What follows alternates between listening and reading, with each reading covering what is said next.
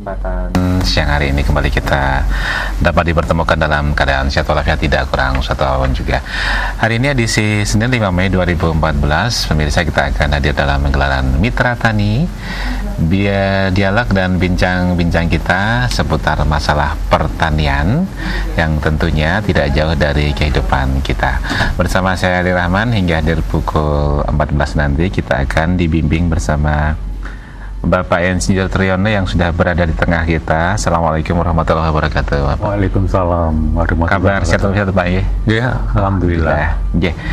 Ya, dan Anda yang akan bergabung bersama kami bisa kami terima layanan untuk SMS 081393 809.000 ataupun telepon di 0271 661749. Kita ada yang ingin disampaikan dulu apa langsung ke langsung aja Pak, karena PR kita banyak sekali. Ini Januari padahal sekarang udah Mei. Baik, kita ke SMS dari Pak Winanto di Pontianak, Pak Tri. Ya. Bagaimana caranya memberantas ulat yang ada di dalam cabang dahan pohon mangga yang akhirnya daun kering, lalu cabang kering dan patah atau mati? Ya. Jadi itu bisa diobati dengan namanya Furadan 3G. Jadi itu bentuknya atau wujudnya barang Furadan itu seperti pupuk TSP. Kalau sering kita beli pupuk TSP yang peringgil-peringgil itu atau granul istilahnya, yang seperti kerikil atau pasir yang gede-gede itu peringgilan atau granul itu berupa seperti TSP itu ditaburkan di sekitar pohon yang bagus itu. Jadi kalau cabangnya yang mempunyai daun yang terluar itu kita tarik persis ke bawah vertikal. Nah, disitulah sebetulnya itu tempat yang paling bagus diserap tanaman pupuk itu, karena di situ ada akar rambutnya. Jadi di situ dibuat sekeliling pohon itu, ya mengelilingi pohon yang kita buat semuanya di bawah kira-kira yang terluar dari setiap selokan atau parit yang kita buat itulah kita masukkan di situ rutin tiap 10 hari atau 2 minggu sekali, itu berkali-kali. Furadan itu karena apa? Karena Furadan itu bisa nanti diserap tanaman, gampangnya begitu aja, terus ke seluruh jaringan tanaman, bisa ke daun, bisa ke cabang, bisa ke batang, sehingga nanti ulatnya itu akan mati. Lama-lama mestinya dengan ulat yang hilang itu dari dalam pohon itu nanti pohonnya bisa sehat. Nah kemudian yang kering-kering itu sebaiknya malah dipotong aja. Dipotong aja. Justru motongnya itu yang kering sama sekali, sedikit melonjok ke yang masih ya basah begitu, dipotong di situ. Jadi nanti betul-betul keringnya itu habis sama sekali, karena siapa tahu kering itu juga nanti akan mengaruhi bisa ke bagian yang basah atau yang masih hidup. Ini yang perlu diketahui, karena kering itu siapa tahu di situ ada jamuran juga, ada penyakitnya. Oleh karena itu lebih baik dipotong, kemudian rutin diberi namanya pupuk Furadan kira-kira ya 4-5 kali. Itu insya Allah nanti kira-kira bisa 2 bulan sampai 3 bulan itu bisa hilang. Risma seperti itu. Itu harus kalau udah parah harus sabar. Harus berkali-kali kalau udah parah. Ulat bisa juga ya masuk ke dalam dahannya, Pak Tri? Bisa. Ulat bisa itu. Jadi ulat itu ada yang hidup di dalam dahan, dalam batang. Termasuk itu kalau di tanaman padi yang terkenal itu namanya sundep, itu juga di dalam batang. Demikian juga pohon-pohon besar itu juga banyak yang ulat itu dalam batang, sehingga ya harus diberi obat yang jenisnya sistemik. Jadi obat di mana kita taruh di situ, tapi nanti kalau diserap akar atau diserap oleh daun itu nanti bisa mengalir atau bisa ke seluruh jaringan tanaman. Itu namanya obat sistemik. Baik. Ya, demikian ya Pak Winanto dari Pontianak. Ya, Furadan ya. Berikutnya dari Ibu Ana yang di Gunung Kidul, yang ingin saya tanyakan, bila membuat EM5 untuk tanah 1 hektar, apakah cara membuatnya takarannya bisa 2 atau 3 kali lipat agar lebih banyak? Contoh 1 ons menjadi 2 ons karena membuat EM5 cuma 3 liter. Mohon solusinya, Pak Tri. Ya, jadi bisa. Jadi pada waktu membuat awal itu semuanya dilipatkan, misalnya lipat 5, lipat 10, lipat 2, tapi semuanya harus dilipatkan. Jadi prosesnya nanti sekaligus dengan kelipatan itu nanti bisa sama dengan yang seperti sering saya sampaikan. Ya, bisa. Baik. Kita lanjut ke SMS berikutnya dari Bu Umi di Karanganyar. Pak Tri, bagaimana cara mematikan rayap? Rayap ya? Ya, rayap itu bisa dihilangkan, disebari dengan abu bakar kayu. Jadi abu dapur kalau masih mempunyai dapur yang pakai kayu. Jadi abu bakar kayu itu bisa ditaburkan di tempat rayap itu berada, nanti rayapnya akan hilang. Nah, kalau masih mempunyai dapur yang itu bahan bakarnya dari kayu, itu bisa aja diambil dari abu dari situ. Tapi rasanya sekarang jarang-jarang ya. Nyelak ke bikin sendiri. Ya, dibakar sendiri. Atau apa itu mungkin ya kalau masih punya pekarangan di situ ada banyak mungkin tanaman-tanaman cabangnya yang kering itu dipotong terus dibakar, itu bisa ya bisa. Dari rayap ini melebar ini ya. Ke tikus. Bagaimana cara mengusir tikus di rumah karena sudah dikasih pospit juga tidak mati dari Bu Eni di Seragen? Ya panji tikus itu gampang ya, umumnya sulit ya. Umumnya sulit, dan itu sebetulnya tikus itu ya tidak mengenakan. Oleh karena itu diusahakan pertama ada beberapa cara. Itu ambil aja atau memetik kalau mempunyai pohon pepaya mentah. Pepaya mentah ya. Jadi jangan matang. Justru nanti yang dimanfaatkan itu telutuhnya itu, getahnya pepaya itu. Getahnya. Nah itu yang masih mentah dipotong-potong kecil-kecil, terus langsung disebarkan di tempat tikus itu. Jadi misalkan tikus itu hanya malam hari atau sore hari, itu ya mestinya motongnya itu ya pada waktu itu. Itu yang bagus, kecil-kecil disebarkan begitu, nanti dimakan itu nanti telutuhnya, getahnya itu akan bisa merusak jaringan perutnya tikus. Itu cara pertama. Cara kedua itu juga bisa diambilkan daun imbo, daun imbo ya. Atau daun gamal atau kliriside. Daun imbo itu yang sering untuk yang saya sampaikan di radio ini, itu sering untuk membuat EM5 itu. Jadi daun imbo dipotong rantingnya, kemudian ya ambil secukupnya lah itu. Bisa juga daun angsana. Kalau dipotong rantingnya begitu, daun imba dicampur dengan angsana juga bisa, sendirian juga bisa, diletakkan di tempat itu yang biasa dilalui tikus itu. Nah, nanti tikusnya itu dengan bau imbo itu, bau daun angsana atau kliriside atau gamal, itu nanti akan lari. Jadi bahkan kalau daun imbonya itu relatif banyak, itu bisa mati itu. Nah, klenger. Nah, semula itu seperti klenger itu lama mati. Jadi itu seperti itu.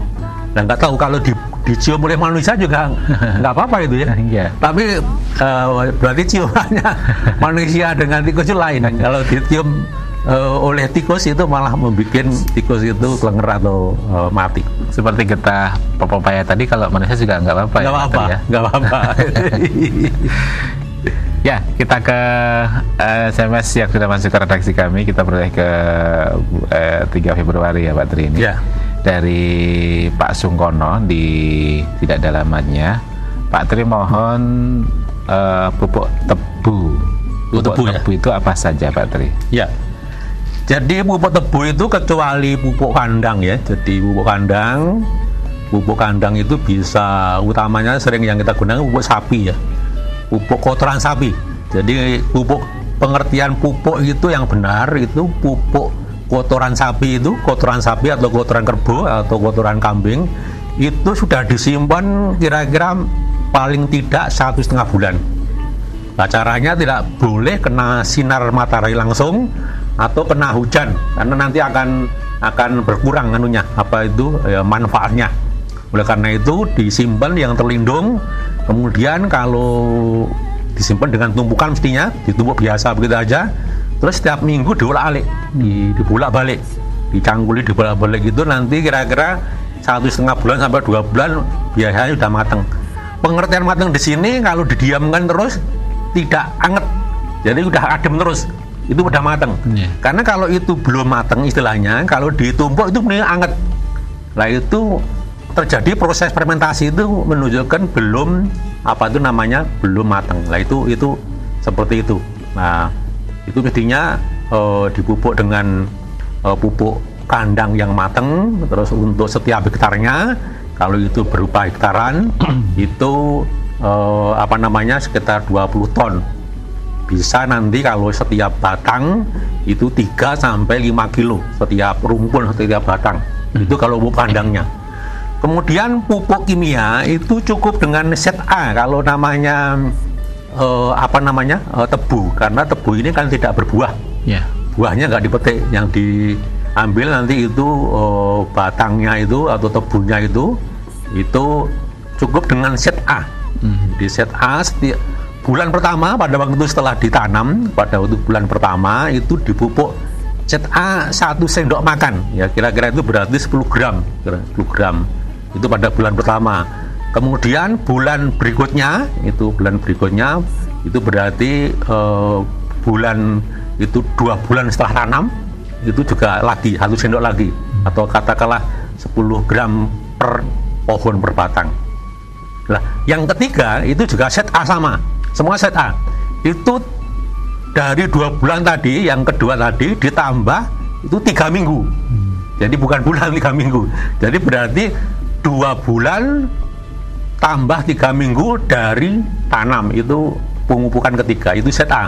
Jumlahnya sama, jumlahnya juga 1 sendok atau 10 gram per batang. Itu cara memupuk tebu itu seperti itu. Itu tidak seperti padi, ada TSP, ada KCL, ini cukup set A aja. Ya. Saya jadi ingat dulu ketika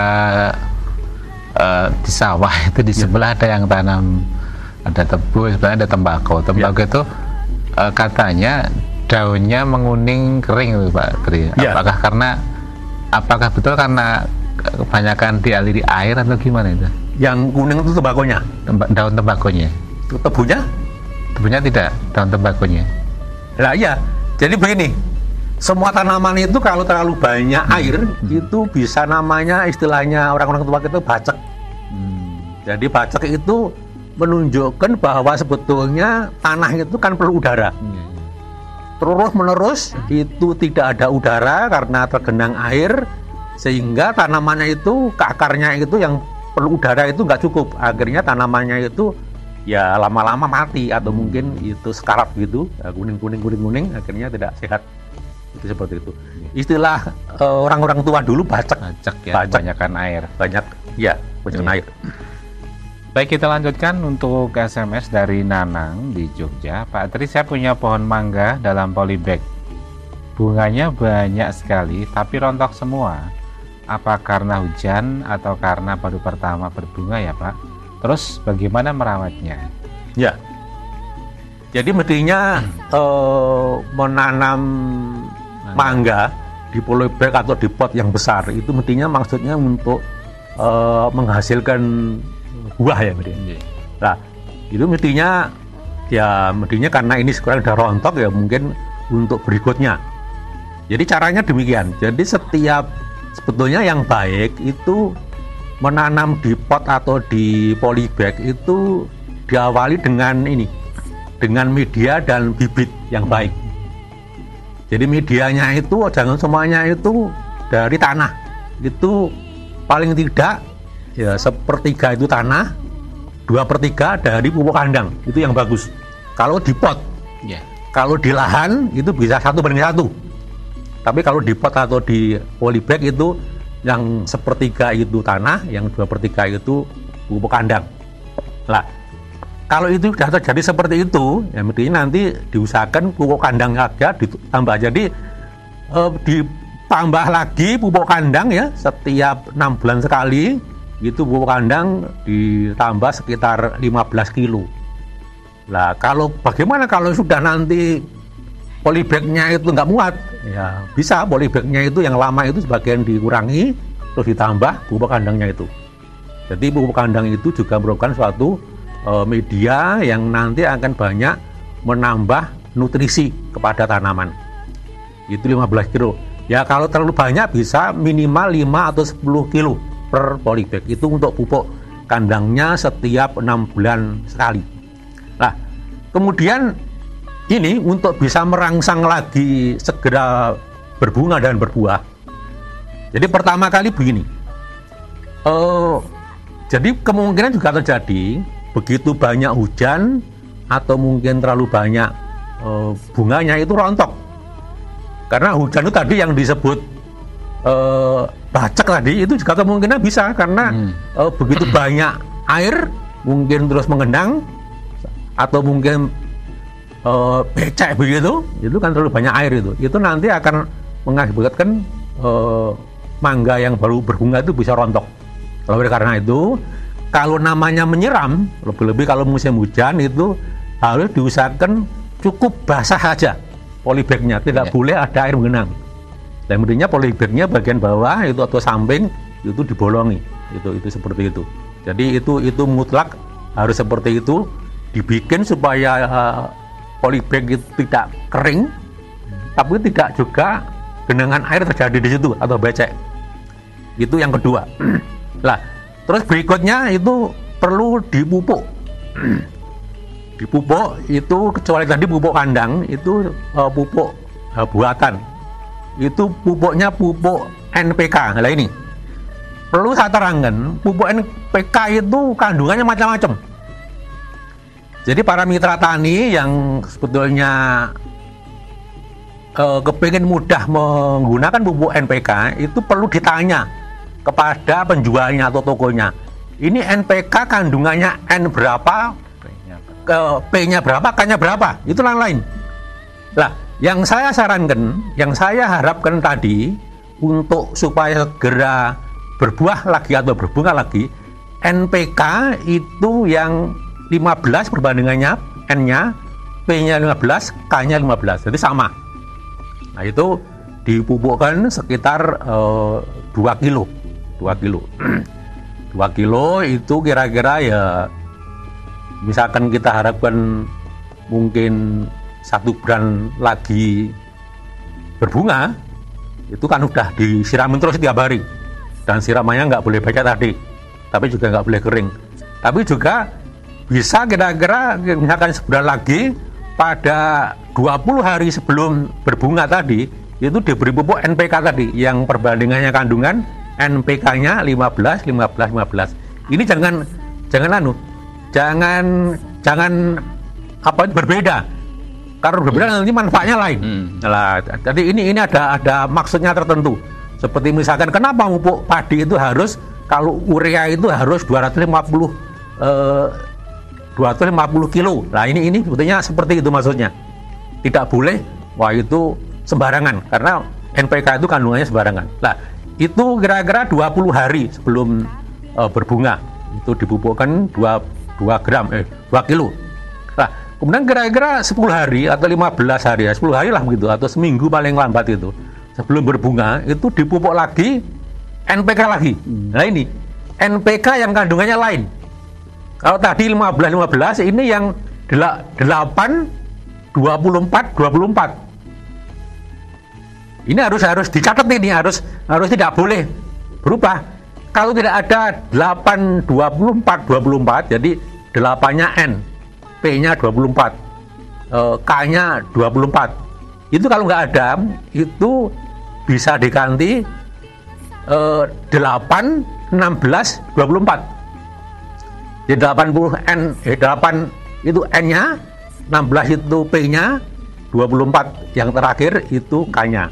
Jadi yang tadi kira-kira 10 hari atau 7 hari terakhir menjelang berbunga itu dipupuk NPK yang kandungannya 8 24 atau kalau nggak ada 8 18 16 saja 8 16 24. Jadi itu ada maksudnya. Karena kalau nanti kebalik justru N-nya yang banyak itu nggak akan berbuah, nggak akan maju. Justru ini kan ada 8, 24, 24 itu P-nya dan K-nya itu tinggi. P dan K itu merangsang untuk berbunga dan berbuah, dan untuk P-nya itu harus juga banyak karena supaya ya tangkainya itu tidak mudah patah, tidak mudah itu rontok. Jadi yang sering membuat bunga rontok, buah rontok itu kecuali juga hama dan keadaan iklim, itu juga karena makanan yang kurang. Itu seperti itu. Jadi saya ulangi, itu NPK yang kira-kira 20 hari itu 15. Terus yang kira-kira seminggu atau 10 hari NPK lagi, tapi kandungannya 8, 24, 24, atau kalau nggak ada 8, 16, 24. Itu seperti itu. Nah, kecuali itu mestinya perlu disiasati ini. Pohon mangga tadi, pohon mangga itu pohonnya itu dicari yang pohonnya itu bisa yang bulat, itu diikat dengan kawat, maksudnya diring. Jadi istilah pada lazimnya apa namanya, pohon itu diberi ring atau diberi kawat yang gede lah begitu. Ya itu bikin sakat itu, karena itu dijepit gitu loh maksudnya. Tapi jangan memilih seperti yang kemarin ini, pohon kita mangga di studio ini kan bronyal gitu loh. Nah itu ditaleni ya nggak ada gunanya itu. Nah itu dicari betul-betul batang itu yang lingkarannya bundar. Terus kalau diikat dengan kawat yang gede itu semuanya kulit itu tertekan. Ya, seperti kalau kita gelangan itu semua kulit kita tuh tertekan oleh gelang tadi. Itu diring maksudnya. Itu sebetulnya gampangnya itu ya kulitnya bisa dikelotok kira-kira 1 cm keliling itu malah lebih baik. Tapi ngelotok itu lebih sakit lagi, itu lebih terlalu berat. Nah, itu seperti itu mestinya. Nah, kalau dicacai itu sama, dicacai itu prinsipnya sama. Tapi kalau dicacai itu kan kurang sehingga nanti itu maksudnya dengan diberi ring yang betul-betul melingkar semuanya kulit yang tering itu tertekan, itu maksudnya semuanya nanti makanan karbohidrat yang diolah di daun itu ke bawah ke akar itu bisa kembali ke atas. Itu maksudnya begitu. Nah, kalau dihilangkan kulitnya kira-kira 1 cm, itu nanti juga agak nggak bisa turun, kembali lagi ke atas. Itu seperti itu maksudnya. Jadi itu gampangnya seperti itu, sehingga lah itu mestinya namun demikian saran saya untuk mangga ini atau untuk apa saja, ring itu kalau tidak terlalu itu jangan. Maksud saya yang kulitnya dihilangkan itu jangan. Karena kalau kulit itu sampai dihilangkan, kalau tidak hati-hati, kalau tidak bisa nutup kembali, itu nanti mati malah. Lah itu mati. Itu seperti itu anunya, apa pengertiannya. Nah, terus juga selalu diadakan pemangkasan di mana cabang-cabang, daun-daun yang sakit atau daun-daun yang mengarah ke dalam batang itu dipotongi, sehingga daun itu jangan sampai terlalu rimbun, atau juga banyak daun yang mungkin sakit atau yang tidak begitu berguna atau yang sudah mulai kuning-kuning, semua dirempel saja. Cabang-cabang yang tidak mungkin bermanfaat, maksud saya ranting-ranting kecil-kecil itu, cabang yang masuk ke dalam juga dipotong. Ini semuanya dengan cara seperti itu merangsang untuk segera berbunga, dan nanti insya Allah juga terus berbuah, tidak rontok ya. Telepon 661749. Namun sebelum ke telepon ini ada satu pertanyaan dari SMS Pak Tri dari Julianto di Sumbar Ya. Sumatera Barat ya. Pak Tri, untuk menghasilkan getah yang banyak pada tanaman karet, selain menggunakan obat perangsang dan pupuk kimia, adakah solusi lainnya, Pak? Ya untuk para mitra tani, kecuali juga Pak Julianto ini, iya. Untuk yang lain juga banyak mungkin bisa digunakan. Sebetulnya para kebun karet ini ya, tanaman karet itu saya kira sudah biasa, kecuali mupuk, juga zat PT atau zat perangsang tumbuh itu ditanami di bawah tanaman karet atau sekitar pohon karet itu, namanya tanaman penutup tanah. mungkin tanah itu banyak yang juga sering kurang perhatian. Namun perlu diingat bahwanya tanaman penduduk tanah itu sangat banyak manfaatnya. Di samping juga perlu untuk jenis tanaman tersebut itu perlu dipilih. Yang lazim itu yang banyak yang sudah berpuluh-puluh tahun yang lalu itu jenis Calocobonium atau Centrosema. Itu jenis tanaman yang merambat di tanah yang bunganya bunga kupu-kupu. Jadi itu sebangsa orok-orok. Ya, tanaman orok-orok, kalau tanaman orok-orok itu kan tegak. Itu bisa menyuburkan tanah. Nah, khususnya untuk yang tanaman penutup tanah itu yang bagus namanya Mucuna bracteata. Mucuna bracteata ini merupakan tanaman penutup tanah relatif yang baru, itu yang bagus sekali. Itu keuntungannya pertama, tanaman ini cepat sekali tumbuh dibanding yang lain. Tumbuh hingga subur begitu dan tahan kekeringan. Di samping tahan kekeringan juga tahan keteduhan tanaman karet. Jadi tahan teduh juga tahan kering. Di samping itu sangat begitu bagus untuk meningkatkan biomasa. Jadi biomasanya itu jadi begini. Tanah itu kalau kita tanami sebetulnya begitu tanaman kalau subur itu begitu banyak biomikrobia. Jadi maksud saya mikroba lah begitu. Mikroba gampangnya itu bakteri-bakteri. Yeah. Nah, begitu banyaknya bakteri yang sangat menguntungkan tanaman itu untuk Mucuna tadi itu sangat cepat sekali berkembangnya. Sehingga untuk menyuburkan tanaman sekaligus juga membuat kondisi tanah lebih bagus, juga menahan erosi, Mucuna itu bagus sekali untuk tanaman. Di samping jelas itu bisa menangkap namanya nitrogen dari udara karena mempunyai bintil-bintil akar yang di situ ada simbiose saling menguntungkan. Nah, ini untuk yang lain itu tidak atau belum bisa melebihi Mucuna ini. Jadi Centrosema itu masih kalah. Dan juga baiknya untuk tanaman karet ini kalau sering kita itu kalau di dekat kampung itu sapinya atau kewannya itu kan sering digembala liar di situ. Ya, ya. Lah, kalau Mucuna itu nggak mau, ternaknya nggak makan. Tapi kalau Centrosema, kalau Begonium itu dimakani oleh ternak ini. Ya. Jadi keuntungannya seperti itu. Sehingga relatif akan bertahan dan akhirnya selalu akan membuat tanaman itu bagus, produksinya akan meningkat terus untuk tanaman karet. Seperti itu, artinya perlu ini mencari Mucuna bracteata ini itu biasanya ya di perkebunan karet yang besar. Itu tanya di situ di mana begitu, dan nanti mestinya beli atau minta mengenai benihnya itu. Benihnya itu caranya begitu. Nah, mestinya kalau dari Sumatera Barat Pak ya, di sana juga banyak perkebunan karet itu mestinya, atau mungkin yang mempunyai kebun-kebun karet yang besar yang dikelola dengan baik itu biasanya punya. Itu seperti itu. Ya.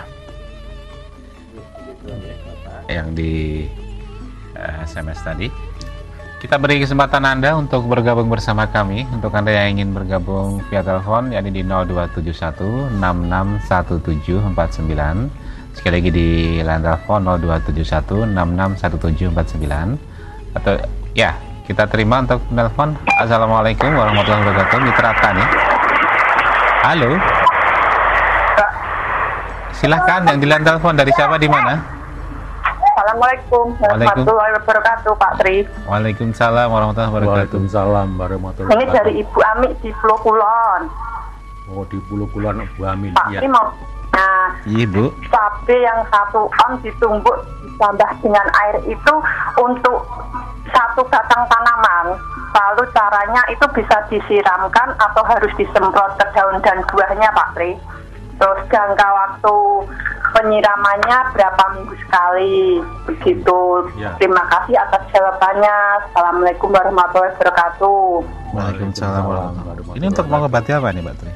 Jadi obatnya itu obat sebetulnya itu kan ada obat cabai yang 1 on ditumbuk, kemudian disimpan atau diberi 1 liter air, terus simpen sehari semalam, terus baru disaring, ditambah lagi air kira-kira 3 liter sampai 5 liter begitu, ditambah solar. Itu untuk sebetulnya untuk kutu, untuk serangga, ya untuk semut termasuk juga begitu.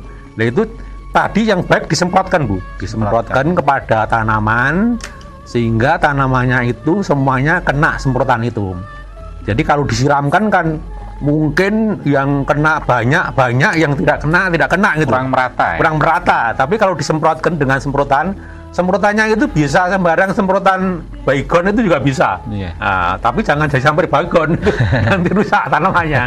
Jadi betul-betul udah bersih atau khusus untuk nyemprot tanaman atau umpamanya pernah dipakai baygon itu harus dibersihkan dulu dengan deterjen atau dengan sabun atau dengan sabun colek itu juga bisa. Itu nanti baru disemprotkan untuk itu. Jadi disemprotkan. Kemudian tadi yang kecuali disemprotkan itu ya panjanu itu nanti tidak hanya buahnya, itu juga semuanya tanaman, bisa batangnya, bisa daunnya, bisa buahnya. Itu kalau semuanya kena nanti insya Allah namanya serangganya itu nanti akan hilang, semut, ulat itu semuanya akan hilang. Demikian, mudah-mudahan bisa jelas penjelasan saya dan ditangkap dan bisa dimengerti dengan baik. Itu termasuk untuk yang daun ada putih-putihnya itu Pak Tri? Ya, putu namanya itu. Putu ya? Ya, jadi putih-putih itu sebetulnya bukan putunya ya, itu yang dibawa oleh kutu itu. Tapi kalau didemek atau disenggol gitu, mesti gerak-gerak itu. Nah itu ada barang hidupnya, itu putu namanya. Nah, disemprot dengan tadi yang ditanyakan ibu itu, cabai yang kita gerus atau kita tumbuk, kemudian untuk diberi air atau dinepon sehari semalam, disaring, saringannya kita tambah lagi air tadi, disemprotkan gitu, nanti kutunya akan mati.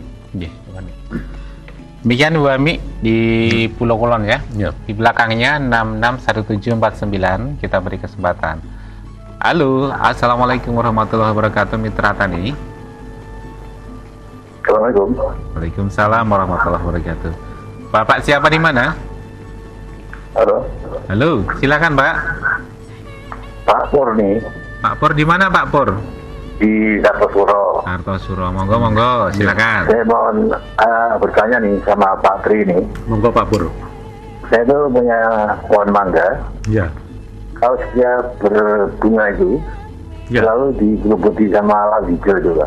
Wah, walang hijau. Walang hijau. Itu selalu menggelubuti bunga-bunganya itu.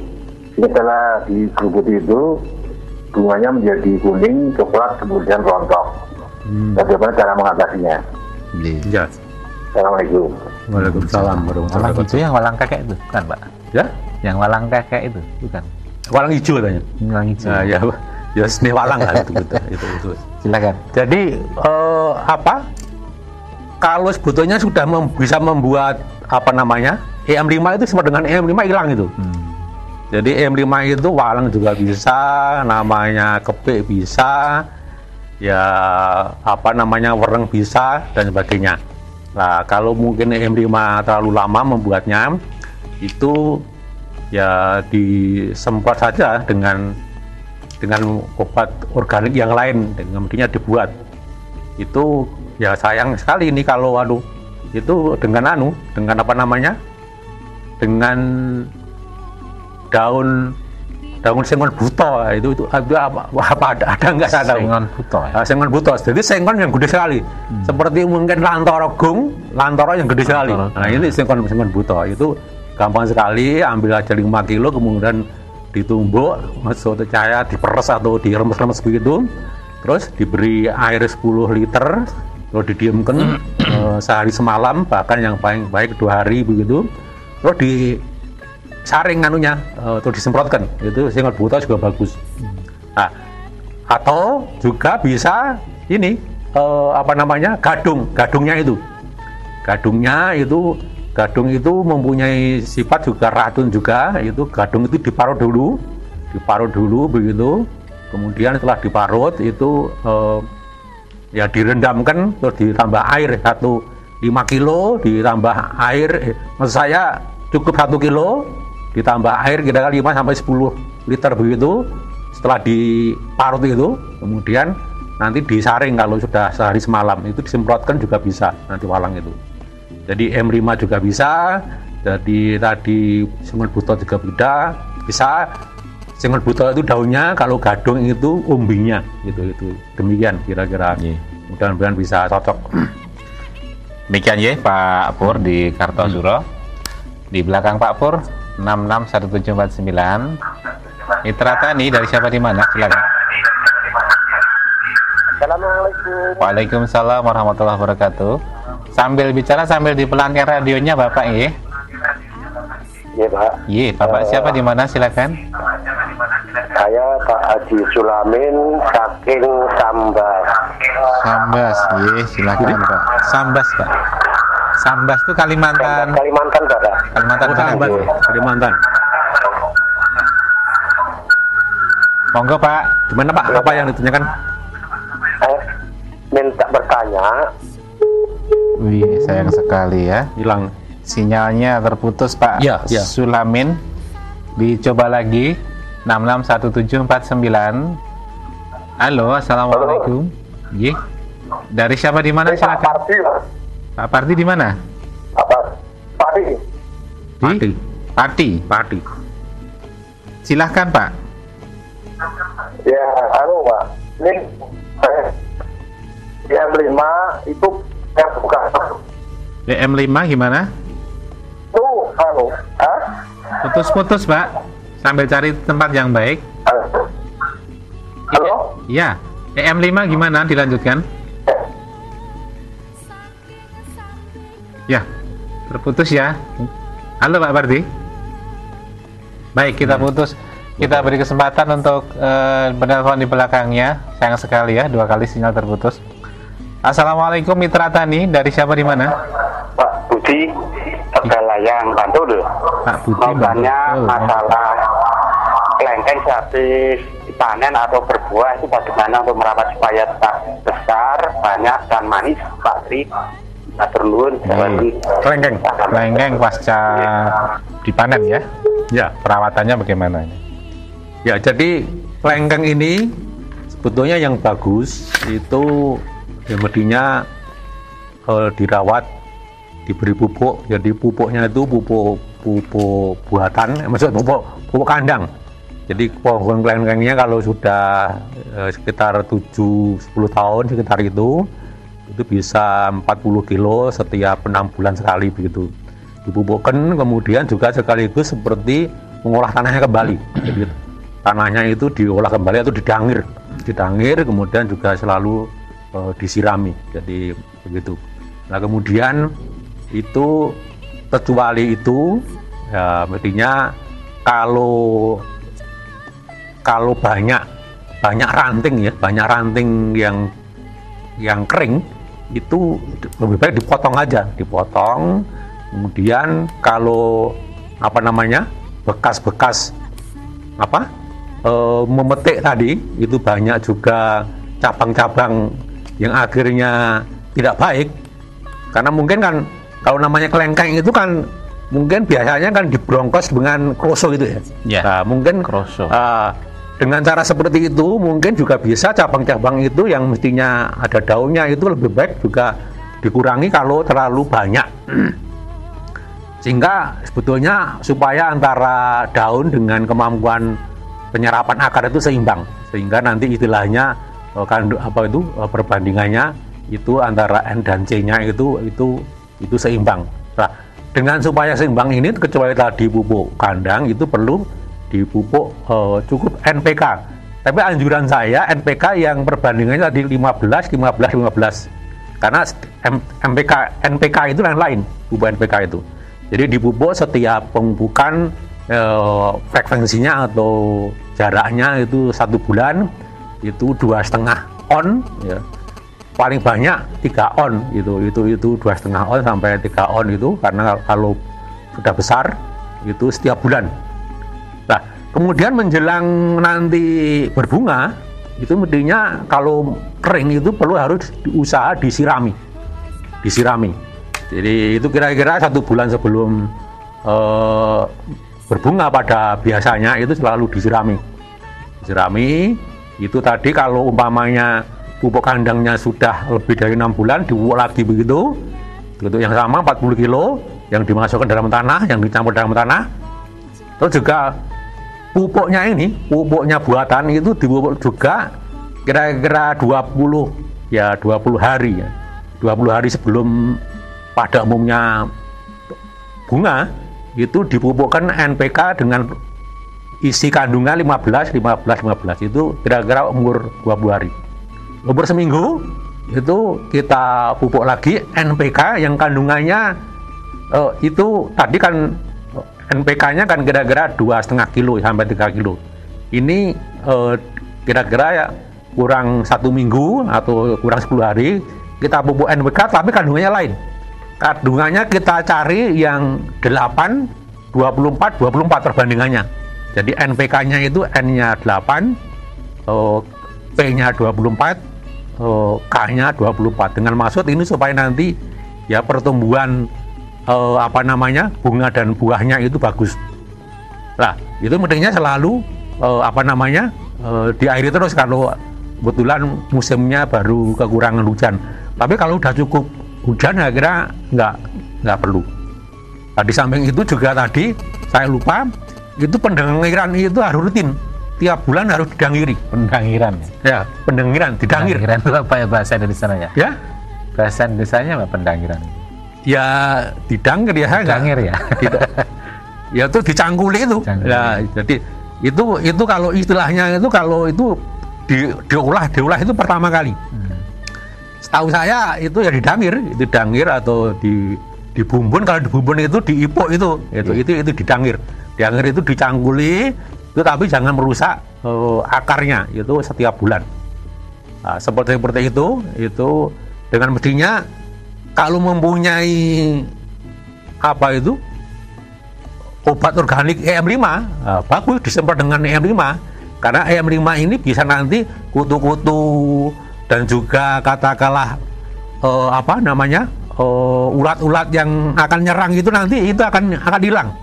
Disemprot mestinya pakai tangga yang kaki 4 itu, atau mungkin dengan semprotan yang selangnya tinggi. Nah, nanti semprotannya pakai genter atau pakai stek yang panjang begitu disemprotkan dari tanah pun juga bisa, tapi selangnya harus tinggi itu, panjang.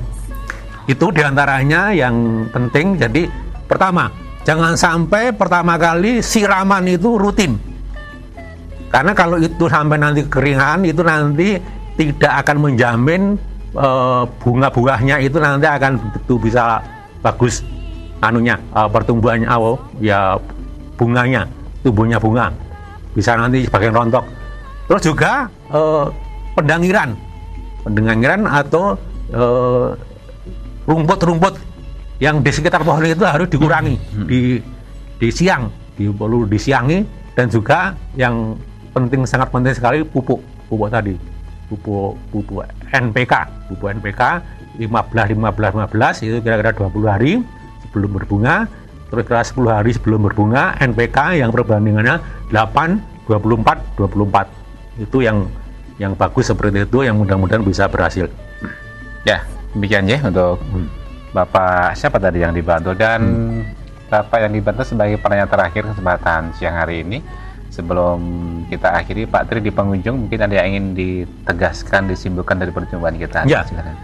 Jadi para mitra tani, sekali lagi saya ingin sampaikan bahwa